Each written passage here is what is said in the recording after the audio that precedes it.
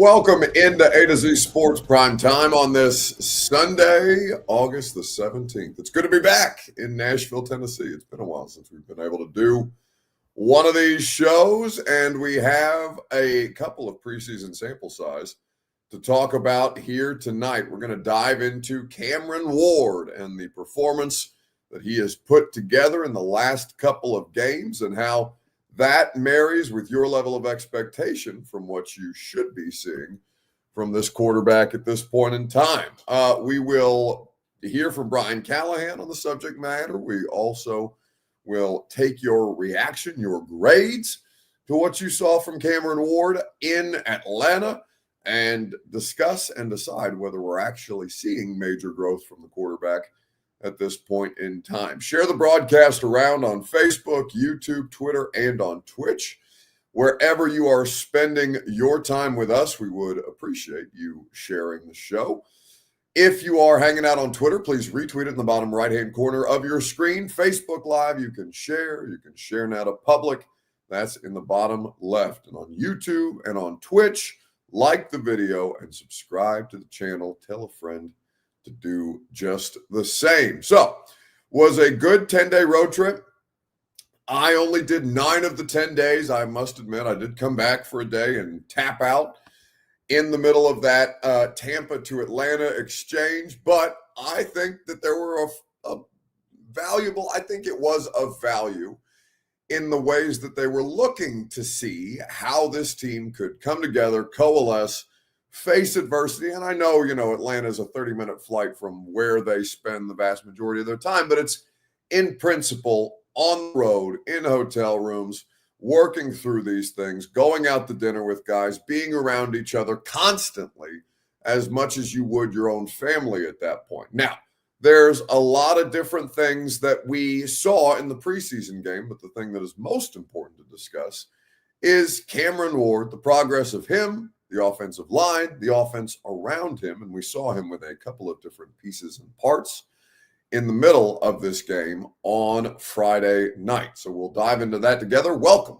into A to Z Sports Prime Time here in Nashville, Tennessee. It's good to be home in Nashville, Tennessee, even though it's hot as hell. It's hotter here than it was in Tampa or Atlanta, and it's going to be a hot week of training camp to be sure. I know fans are not going to be out there, but we are going to be out there Monday, Tuesday, and Wednesday with the radio show. I'm your host, Buck Rising, by the way. It's lovely to see you. And I'm proud, as always, to be presented to you by Two Rivers Ford, the South's most trusted Ford dealer, online at tworiversford.com. Quality, American-made Ford vehicles and award-winning customer service is what they offer you. Go to Two Rivers Ford in Mount Juliet or online, like I mentioned. TrueMav Fitness in the Gulch, where you go for your first workout free. As a Middle Tennessee resident, no workout ever recycled or repeated. I'm so glad to be able to work out back at home, to get out of hotel gyms. There's no place like TrueMav. I'm sure you will agree. If you ever get the opportunity, you should get the opportunity because your opportunity is free for the first time at TrueMavFitness.com. All right, so we now have 2 preseason games in the books, and we now have not a ton of sample size to be able to talk about Cameron Ward, the number 1 overall pick at quarterback. He played less snaps in this game, despite playing 3 offensive series, than he did when we were in Tampa Bay. In Tampa Bay, it was 2 series, but it was a total of 14 plays. One of those, an 11-play touchdown drive. He did not throw a touchdown, but Tony Pollard was able to run it in. From the one, it was still an operationally clean and successful touchdown drive. We've only gotten 1 of those out of the 5 series that Cameron Ward and the quote-unquote starting offense have played. Now, the difference between Tampa and Atlanta was there was no Calvin Ridley for him to go out there and connect with, and I thought he found Alec Iamaner in a big spot on that first play when they're backed up in their own end zone. Bradley Pinion with a beautiful punt to pin them inside their 6. They immediately get out of position or get out of their own end zone. They have a positive yard or a run for positive yardage, and then they have a 35-yard completion to Alec Iamaner, which really, really looked nice. And then on that very same drive, Van Jefferson beats the defense, and Cameron Ward throws as pretty a pass as you've seen a Titans quarterback throw, an absolute seed of a ball to his right as Van Jefferson is hitting the deep crossing pattern. And, of course, it bounces off Van Jefferson's hands. It looks like, I'm blanking on the name of that Titans receiver in Kansas City with Malik Willis, where he had him on the deep ball, and it just clanks off his hands. I'm sure one of you will remind me here in just a second. But Van Jefferson drops this ball. Now, this is not the worst thing in the world, I suppose, but it's certainly not something that you want to see because the quarterback makes the play. And you'll hear from the quarterback, as a matter of fact, if I believe we have the quarterback on that pass no, I don't see that video, Robert, at your convenience. If we could get Cam talking about Van Jefferson from Friday night and him talking about his dog. Oh, wait. Okay, I see it. I've got it. It's just because it's Brian Callahan's face that I was confused. That's my fault. So we will hear from Cameron Ward on that here in just a second. I'm trying to get myself into the habit of calling him Cameron because that's what he wants to be called. So be it. I think that on any other team, Van Jefferson would be cut. But on this team where they're trying to hedge their bets and they're trying not to press these rookie fourth-round picks into action before they're ready, Van Jefferson does exist and will exist as a buffer. Now, is he a lock to make the roster? I would disagree. I asked Brian Callahan about that on Friday night, really where the competition is, and he treated it as if all of those guys were going to be on the initial 53-man roster. I don't think that Van Jefferson is anything special, and I certainly wouldn't want him taking, and in fact, I think he's quite the opposite. I wouldn't want him taking snaps away from a guy like Alec Iamaner, but I do understand why they might not want to throw Alec Iamaner to the Wolves right away in week one, where they're already going to be starting a rookie quarterback and leaning on a variety of different first and second year players to get the job done. Though I'm be more comfortable with Alec Iamaner making mistakes in a big spot than I would Van Jefferson, who needs to be the kind of guy that helps Cameron Ward out. They need as much support around him as humanly possible, and Van Jefferson failed him in that spot. Now, he ended up finishing 2 of 7 for 42 yards and a quarterback rating of 52.1, which if you were just box score scouting would be very disappointing. But that's not what it ended up being. And, even if he's 3 of 7 for a higher quarterback rating and more yards, maybe he finishes that drive. We don't know what would have happened on that drive had Van Jefferson caught that pass. Maybe it's a touchdown drive. Maybe they end up punting or having to kick a field goal anyway. And, it's much ado about nothing, but it's still a veteran wide receiver in a big spot, letting his quarterback down. And I don't want to see people not making plays around Cameron Ward because they're going to be few and far opportunities. And he put that ball right on the money. So your Two Rivers Ford take is this: Facebook, YouTube, Twitter, and Twitch in the comment section. Where has Cam Ward grown the most from game 1 to game 2? We will talk about it together right after I remind you, no, that's not what it is, Robert. Okay, that's fine. What grade would you give Cam Ward through 2 games is what I wrote initially, but my email doesn't say that, but maybe it does. I don't know. Robert's been in the middle of a 6.5-hour draft, so we've been trying to plan the show around it. Let's go with the grade. What grade would you give Cameron Ward through the first 2 games? So it's 11 total snaps in Atlanta. It's 14 total snaps in Tampa Bay. It's 5 total series. It's 1 touchdown drive out of the 5 series that he has played. It is 3 and outs in total, and 2 drives that look like they have some promise, including that Tony Pollard touchdown drive that they've got going on right now. What grade would you give him? It's your Two Rivers Ford take, presented by the South's most trusted Ford dealer. Of course, that's Two Rivers Ford. Quality American-made Ford vehicles and award-winning customer service, and 0% down right now is what they're offering you. The Zero Summer Savings event at Two Rivers Ford now until September the 2nd. You have a few more weeks to get advantage or take that advantage of all the great deals that they have on offer at Two Rivers Ford in Mount Juliet or online at tworiversford.com. What grade would you give Cameron Ward in these, 25 offensive snaps that he's played? Corey Shaw is very optimistic. He says, A, he's looking good for a rookie. I think an A is generous. But like I said, it's your grade. You're entitled to give him whatever grade you want to. B it looks like the most popular submission here from James, from Andrew, from B-Birds. Lamar says a D. He's not been impressed with Cameron Ward, and I would push back on that. I think that's a little too low. I think you're probably talking about him much differently if Van Jefferson comes up with that pass and if they're able to finish a drive or at least come away from that drive with points instead of a pick six being the first points that they were able to score. Bearded Kunu says had some terrible rookie mistakes with tight end with the throwaways and leaving early, but he also had shown flashes. Okay. I mean, terrible seems extreme. Although, the throwing the ball away in bounds, which he did in the Tampa Bay game between two Bucs defenders, and he did again in the Falcons practice, which ended up being an interception. He didn't do that in the game. So maybe a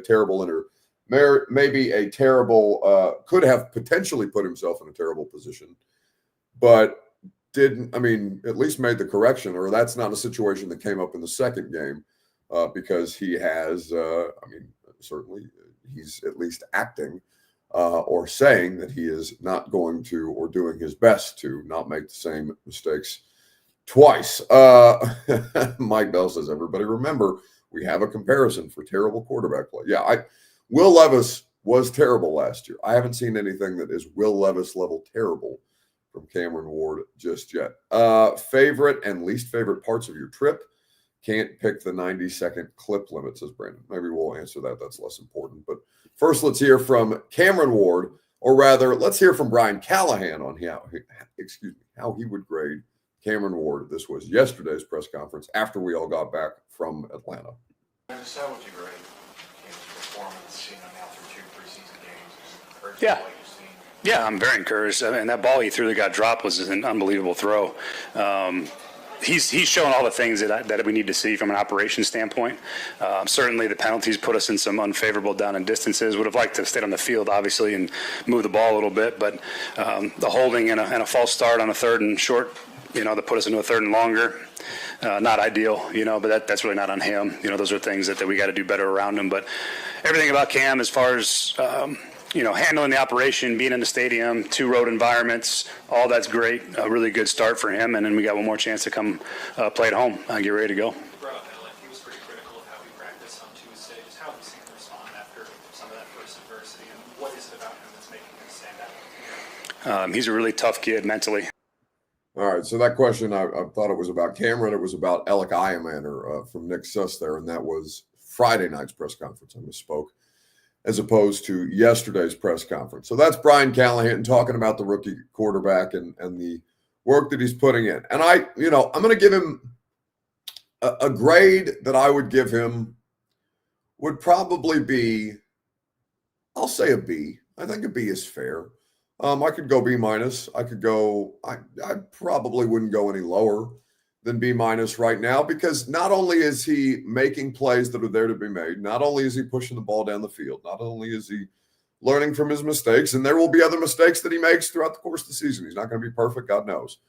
But I think that in the situation for Cameron Ward, that he is displaying maturity above and beyond what expectation should be for any 23-year-old player or 22-year-old player coming onto a roster full of grown men. And there are a lot of first and second year players on the roster too that are here and who are, learning and trying to take leadership roles as well, beyond just what you see from the quarterback, the number 1 overall pick. I am impressed with the way that he handles it, because when he was asked, Cameron Ward, about the Van Jefferson drop, he gave an explanation that, almost made it seem like it was his fault, the quarterback's fault. And I don't think anybody looking at that play would put that on Cameron Ward. A play like the throw you had to Jefferson on that deep over, how do you communicate with him after that play? Is it just, is there any communication, or you just take it to the next play? Really, next play. That's all we can do.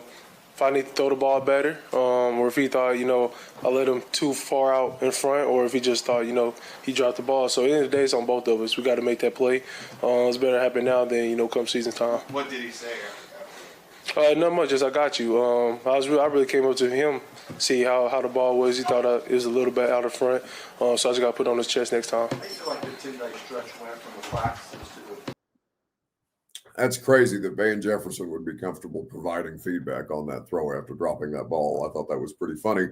But, I mean, Cam, not that he's going to take his teammate out up at the podium, but I thought he was as diplomatic as you could possibly be, saying, yeah, if I need to make a better play on a ball or if I need to put a better throw on him, then I'll just try and do better next time. Although I don't know how you could possibly make a better throw than the one that he ended up making. I really think that for the rookie quarterback to take any kind of accountability for a play that was not his fault is that is the kind of leadership that you expect, because I believe him. You saw him, how he communicates on the sideline. And like I said, that doesn't guarantee that this is going to be a good player. I'm not trying to make it any grand statement one way or the other about Cameron Ward, but I do think that it's impressive, because it would be very easy for somebody like me, for example, and this is why, among many other reasons, why I would not succeed in a situation like this, is because I would not show good leadership. I would say, yeah, that bum dropped it. He should be cut tomorrow, which is how I felt in the press box looking in that situation, because our vantage point on that drive was from behind the offense. And you could see Van Jefferson running wide open. And it looks even worse from the opposite end zone when you see that he just has to lay out for that ball a little further. Again, it's not because Corey says that's why he gets an A. The man dropped the ball, Cam took credit for the mess. That's a real quarterback. It's not an A plus. It's not an A performance because it's one touchdown drive and 5 offensive series and a bunch of 3 and outs in the middle of it. So I'm not going to give him an A. But I do understand what you're saying. He gets bonus points because he's a leader, and you're seeing the leadership growth beyond just the performance growth that he is displaying on the field. And those things are going to be critical to his success moving forward. All right, let's move on to Sunday Fun Day, because something else that Cameron Ward said at his press conference made me laugh, and that is the best thing that I saw on the internet this weekend. We'll ask you guys, what is the best thing that you saw on the internet this weekend? Your Sunday Fun Day submission. We got preseason football on right now between the Bears and the Bills. Perhaps it was a preseason moment. Perhaps it was something that you saw out of the Titans preseason action. Whatever it is, we'll get to it in a second. Right after I remind you that your first workout is free as True Math Fitness. So you should stop dragging your feet. You should stop procrastinating. You should get your ass in the gym, because if you have been putting it off, there's no better place to get started than True Math Fitness. They're going to take care of you the whole way through. They will go above and beyond to make sure that you achieve your fitness goals, whatever your level of fitness is, without making you feel under the level of pressure that I just put on you, which is get your ass to the gym, because I know that True Man Fitness will take care of you the way that they've taken care of me and so many other clients. That's TrueMathFitness.com. Your first workout is free. All right. What's the best thing that you saw on the internet this weekend? One of the best things, it was a long trip, and somebody asked me earlier, I'll scroll back to the comment quickly if it's easy to find here in just a second, about the 10-day road trip that the Titans went on. I did 9 of the 10 days. Like I said, I came home for a day, flew back from Tampa, made sure that the cat hadn't burned down the house, and then picked up a car and went back to Atlanta for the rest of the trip. But it was a long trip, no matter how you broke it up. And the Titans went 10 days straight, and that's fine. Those things are difficult. Now they're staying in a nice resort in Atlanta, so it's not like the hardest thing in the world. But the degree of difficulty is really on the people that run the operations for the football team, because it's security, it's strength and conditioning, it's dietary stuff, all the different things that it's far, far easier to provide at your own facility without picking up an NFL franchise and taking it on the road for 10 days. It's really, really hard. So I think that when you talk about the benefits that can come from something like this, I do think that there are benefits to be had, and I certainly enjoyed it. Not that I would advocate to do it each and every offseason, but I do think that for a team like this, a young and impressionable team like this, that it can be good to spend that amount of time together, even if there was some, hemming and hawing about the whole thing. And I'm sure some of the veterans were like, yeah, just get me home. I'm just ready to go home. That's all well and good as well. I thought it was on aggregate a good thing.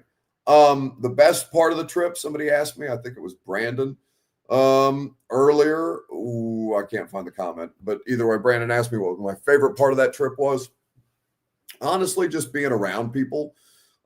You get a lot of downtime in those moments, and you learn a lot in the downtime. Whether you're just working in the hotel lobby and a bunch of different people come through that you wouldn't otherwise have casual conversations with, just like that. It's beneficial for me. I learned a lot about how they view their roster, what they're trying to accomplish, the different barometers that they're setting for players who are young and developmental, and a lot of realistic conversations from the Titans organization. I think they're very, very realistic right now. And they're trying to make sure that their messaging is right while still improving their football team, because they know that we killed them for their messaging last year, and they don't want to make those same mistakes. My least favorite part, damn, that's a good question. I don't know what my least favorite part of that trip was. Probably just being in the hotel that long. Like Friday, I did 6 days, or rather 6 hours of radio, because I did. And listen, I'm compensated very well for that. Fox Sports is taking very, very good care of me. So to do radio from my hotel room for 6 hours is not digging ditches for a living, but just a lot of time in the hotel room. Like a lot of time in hotel rooms, just generally. I like traveling, because I really only have to stay about 30 total hours in any city that we go to when we're on the road like that. 10 days is a lot. That's a first world problem type of complaint. It was completely fine accommodations, but just, a lot of time in the hotel room after a while. And, probably Atlanta traffic. Just Atlanta traffic making it impossible to get anywhere for 6 days. But other than that, it was a great time. Now, the best thing that I saw on the internet this weekend was also in Atlanta. It was in the press conference as we were wrapping up. So Cameron Ward is doing his press conference. We're getting to the end of it. And Jimmy Wyatt, who it was great to have him back on the sideline with us after his father passed. I know that's been a hard time for the Wyatt family. His dad's funeral is tomorrow. I didn't know Jimmy was one of 5 siblings, which is crazy. And he's kind of taking the lead on a lot of that stuff. So just keep the Wyatt family and Jimmy in particular. He does a lot of great work for you guys for a long, long time, no matter whether he's been working for the team or going, covering the team for the Tennessean. He's done a really nice job. For 25 years. It's the Bucs game was the first game that Jimmy has missed, preseason, regular season, postseason, or otherwise, in 25 years. And so, I want to be Jim Wyatt when I grow up. I'm sure many of you love Jimmy that way for all the work that he's done for you. So just keep him and his family in your thoughts tomorrow, as they are having his father's funeral tomorrow. I know he's giving a eulogy, and he's probably, that's a lot of pressure, I'm sure. But if anybody can handle it, it's Jimmy. And I know he's trying to do what he needs to do to be strong for his family right now. Anyway, don't want to spend too much time on that. Andrew Martin brings up the worst thing that happened to me on the road trip. Yeah, having to ride a shuttle bus with fans. It was very 1%er of me. I hated it. I hated it so much. The Atlanta practice facility, you found the thing, Andrew. You are 100% correct. Because Derek brings up, should have explored. Plenty of time to explore the city. Thoroughly explored Tampa. Thoroughly explored basically every neighborhood in Atlanta at that point. I can't take my radio shit and just do it, from like Piedmont Park or something like that, because I need a hardline internet connection for my Comrex, which is nothing that you guys care about, but still. So I couldn't like pop up and just do it like we can do primetime anywhere else, and got plenty of time exploring the city. That was it's good. Tampa and Atlanta are fun cities, and there's a lot of great food in both of those cities. But the shuttle in Atlanta to get to and from practice, that they didn't have a specific place. This is how I know I'm getting. I've always been 1% attitude and stuff like that. Elitist, whatever you want to call me, unrelatable, jerk, whatever. I was shocked that the Atlanta Falcons PR department couldn't find 7 parking spots at their facility for Titans media, rather than putting us God knows where, a mile down the road, on a shuttle bus where they're having fans park, and then waiting for fans to get on the damn bus and bring all their shit that they're going to take for practice, and all these different things. I hated it. I hated it all. I don't care if it makes me unrelatable. But no, it really wasn't that bad. I'm just bitching and moaning because it would be an easy thing for me to bitch and moan about. What you need media valet parking? I know the audacity of the Falcons to not just provide us with a private driver or something. What can I say to make myself more unrelatable at this point? Anyway, Cameron Ward made me laugh because he was talking about the 10-day road trip that we were all on.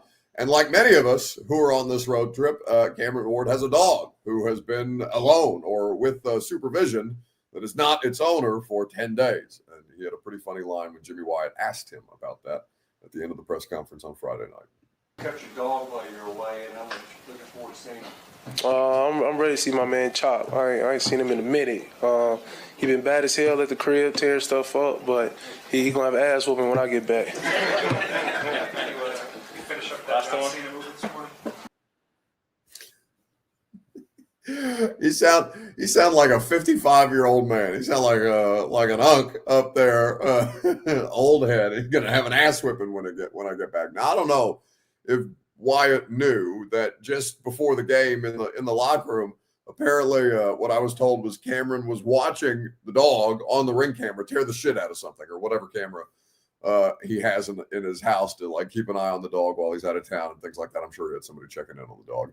The cats were great for 10 days. Robert is my version of a Ring security camera, so he was doing a good job checking on the house and the cats while I was out of town and doing good work with it. But I laughed out loud just because the way that he said he's going to have an ass whipping when I get home, talking about the dog.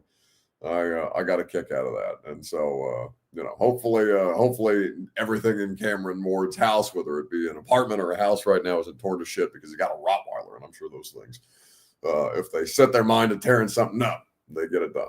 All right, that's going to do it for us tonight. Radio show tomorrow. Brett Kern in studio, as is always going to be the case.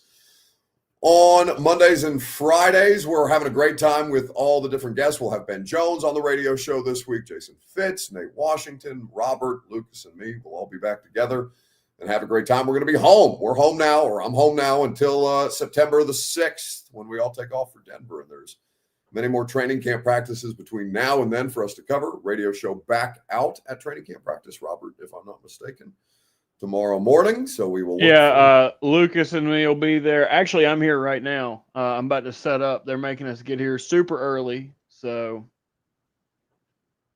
good. What you gonna do? Be the first example of you, doing your job. Shut up. Just shut the hell up.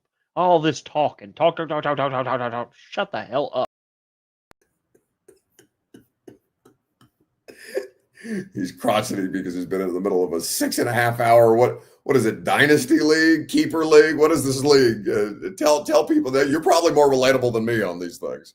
It's a dynasty startup. So like it's in a dynasty league, you keep the same people year after year. So you draft your whole league, and then whoever you pick, like you have a contract. No one can take them away from you. So this shit took 6 hours today? Like 4.5. That's still disgusting. It was a lot of fun. I'm so happy for you. I'm tired now. I need to take a nap. I'm going to Acapulco. Go take a nap. We'll be at Titans training camp practice tomorrow. Come hang out with us from 10 to 1 on 104.5 The Zone. We'll see you there. Which defensive player stands to benefit most from the coaching change? Poipol Noipol